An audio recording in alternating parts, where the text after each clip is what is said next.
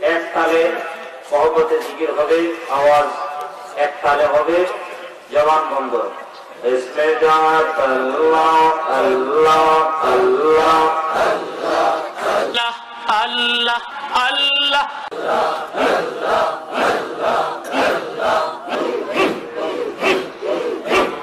মুর্শিদের কদম জীবনে এই জীবন নিছে।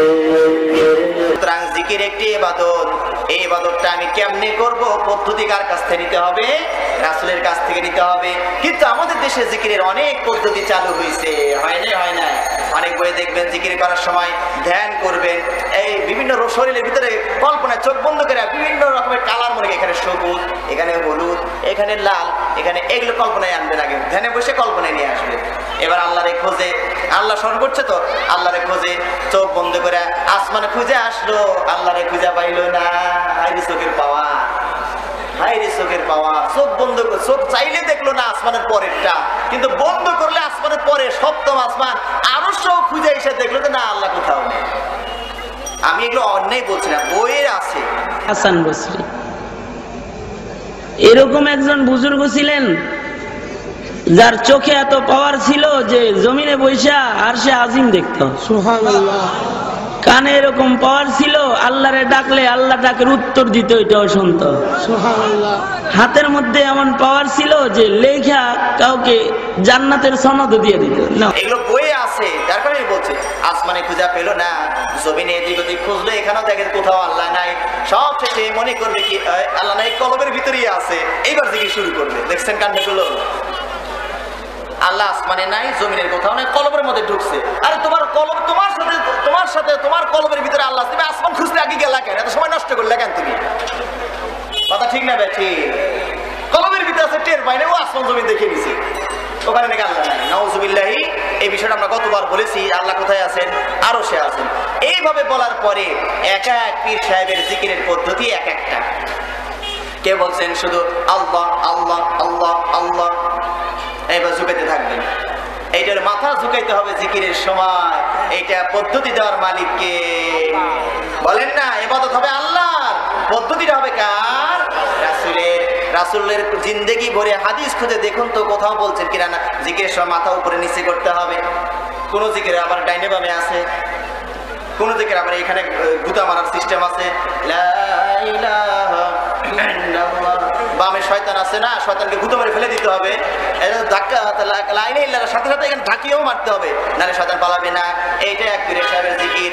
আর এক পীর সাহেবের আমি সিডিতে দেখলাম, আরব দেশে অনেক পীরের আছে, আরব দেশে কিছু কিছু দেশে আছে, এক পীরের লাফানিফি জিকির করতেছে আল্লাহ আল্লাহ, আর খালি লাফাইতেছে, উপর দিকে নিচ দিকে নামে।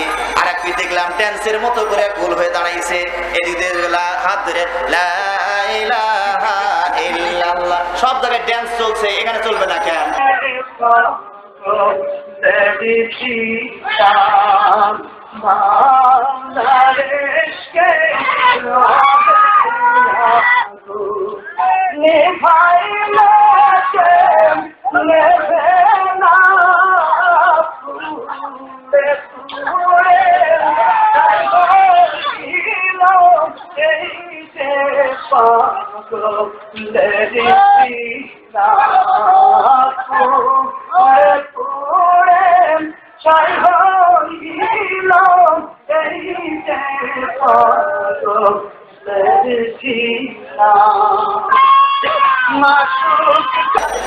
এখানেও ড্যান্স চলছে। আর এক পীরের জিকির দেখলাম, এখানে এক জায়গায় দুজন সামনে দাঁড়িয়েছে, এইটা হলো সামনে, এটার পিছনে। সবার ভাগে একটা ছেলে পড়ছে, আর একজনের ভাগ্যে ছেলে পড়ে একটা মেয়ে পড়ছে। বুঝতে পেরেছেন? এখন ছেলে দুটা আর মেয়েদের জিকির করতেছে। জিকির সিস্টেম কি? একবার লা ইলাহা বলে এদিক যাবে আর ওই দিক যাবে, লা ইলাহা ইল্লাল্লাহ, আবার উঠে লা ইলাহা। আমাদের দুজন মিটমিট করে হাসে, ওগুলো মজার জিকির হচ্ছে তো, হ্যাঁ খুব মজার জিকির হচ্ছে। নাউজুবিল্লাহি মিন যালিক। এই যে 100 রকমের পদ্ধতি ঝাঁকা ঝাঁকির জিকির, এগুলো কোরআন হাদিসে কোথাও নাই। জিকির করবেন আল্লাহর পদ্ধতি হবে রাসূলের। যে জায়গায় ঝাঁকি দিতে বলছে ওই জায়গায় ঝাঁকি দিবেন, তাছাড়া নয়। সালাত একটা জিকির, জিকির না আকিমিস সালাতা লিযিকরি, আমার জিকিরের জন্য সালাত কায়েম করো। তাই জিকির যদি এরকম পাগলামি মুখে আদায় করতে হয়, সালাত আমরা কত ভদ্রভাবে আদায় করি, পাগলকে সালাতের কাছে যেতে নিষেধ করা হয়েছে, কথা ঠিক না বেটি? সুতরাং জিকির হবে কার? আল্লাহর পদ্ধতি হবে কার? রাসূলের। যেখানে নড়াচড়ার কথা আছে সেখানে নড়বেন, যেখানে নড়াচড়ার কথা নাই শুধু ঠোঁট দুইটা নড়বে, সুবহানাল্লাহ, আলহামদুলিল্লাহ, ওয়ালা ইলাহা ইল্লাল্লাহ, আল্লাহু আকবার। তাহলে পদ্ধতিগত বিদআত আছে, আবার শব্দগত বিদআত আছে। অনেকে আছে লা ইলাহা ইল্লাল্লাহ প্রথমে বলে, তরঙ্গ আসে না, তরঙ্গ আনা দরকার জিকিরে, তো জিকিরে তরঙ্গ আনতেছে। লা ইলাহা ইল্লাল্লাহ, আল্লাহ রাসূল বলেছেন আফদালু যিকরি কাউলু লা ইলাহা ইল্লাল্লাহ, উত্তম জিকির হচ্ছে পুরাটা বলা লা ইলাহা ইল্লাল্লাহ, পুরাটা বলা। কিন্তু পুরাটা বললে ঝাঁকি আসে না, তরঙ্গ আসে না, এইজন্য মাইনাস শুরু করে দিয়েছে, মাইনাসের জিকির, কমানোর জিকির। লা ইলাহা ইল্লাল্লাহ কিছুক্ষণ এটা বল, বলার পরে তরঙ্গ আর দ্রুত আনার চেষ্টা করে, এরপরে ইল্লাল্লাহ, লা ইলাহা গেছে গা, ওটাই হজম মাটির নিচে, লা ইলাহা বাদ, এবার কি ইল্লাল্লাহ, বাট আল্লাহ মানে ইল্লা, কিন্তু আল্লাহ, কিন্তু আল্লাহ, কিন্তু আল্লাহ কি আছে না নাই, কোনটা হয় না, ওটা দরকার নাই, কিন্তু আল্লাহ, ওটা ইল্লাল্লাহ বলছে তো, ইল্লাল্লাহ মানে কিন্তু আল্লাহ, তবে আল্লাহ, বাট আল্লাহ, কিন্তু এরপরে হ্যাঁ না না আছে না নাই ওটার খবর নাই।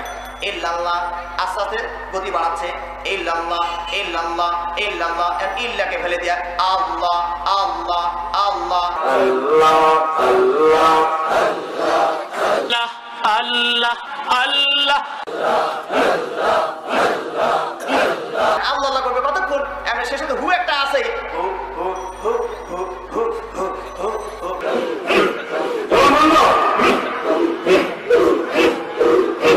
ঘেউ ঘেউ, কুকুরের ডাক ইত্যাদি। এইরকম জিকিরের পদ্ধতি আল্লাহ রাসূল কোথাও দেয়নি। আমাদের কথা হচ্ছে রাসূলের শরীয়তের বাইরে আপনি যেতে পারবেন না, যদিও ওইটা আপনার কাছে ভালো লাগে। রাসূল যে পদ্ধতি দিয়েছেন সেই পদ্ধতিতে জিকির করবেন। আল্লাহ রাব্বুল আলামিন আমাদেরকে তৌফিক দান করুন বলে আমিন।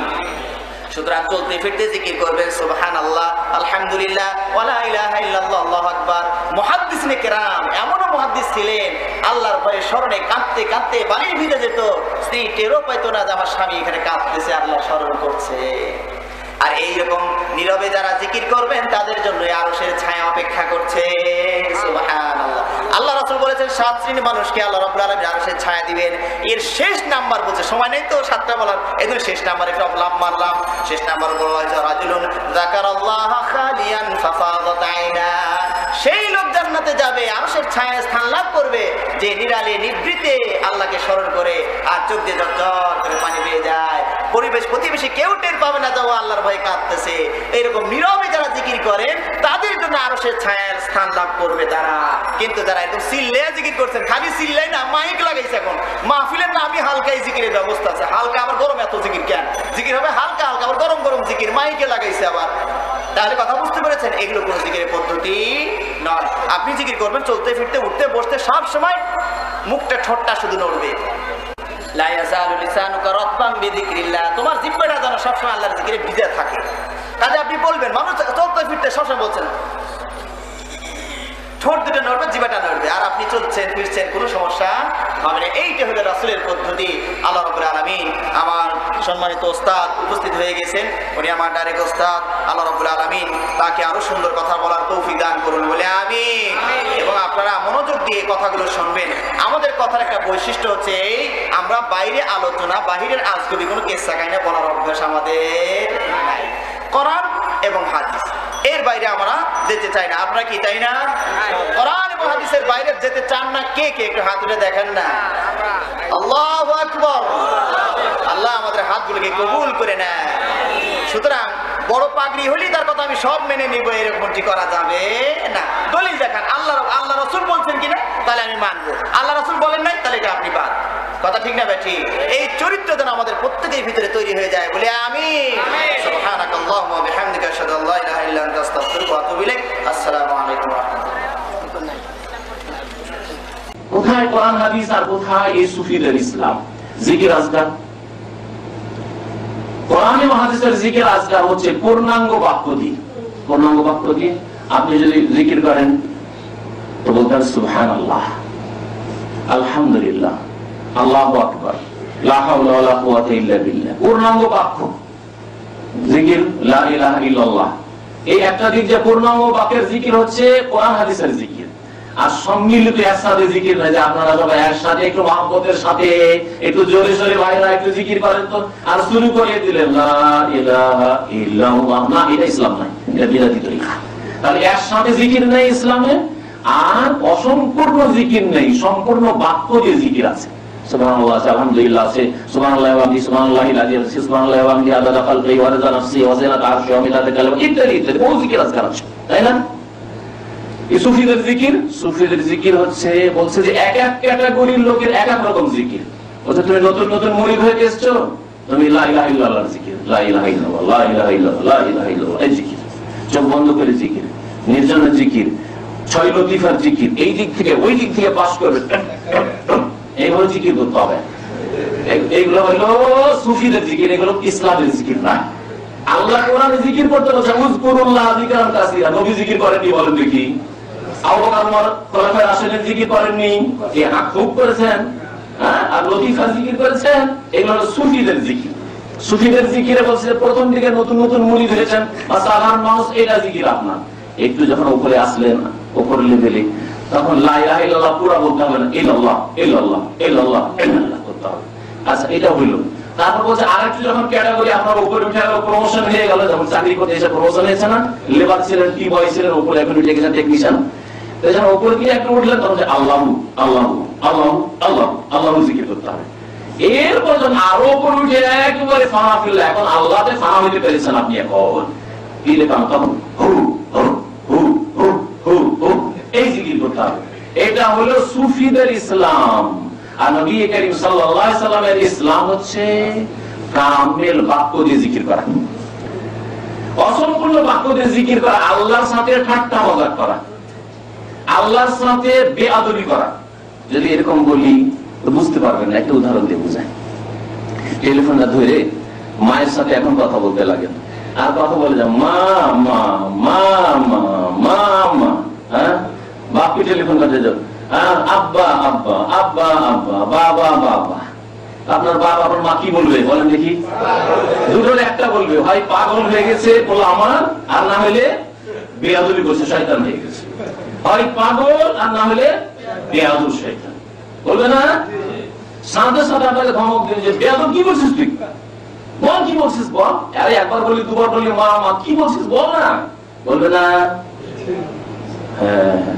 আর আল্লাহর জিকির আজকাল যে সুবহানাল্লাহ, আল্লাহ তোমার পবিত্রতা ঘোষণা করি, আলহামদুলিল্লাহ তোমার সমস্ত প্রশংসা করি, আল্লাহু আকবার, আল্লাহ সবচেয়ে বড়, সবচেয়ে বড় মহান, লা ইলাহা ইল্লাল্লাহ, আল্লাহ ছাড়া কেউ বরহাত সত্য মাবুদ নেই।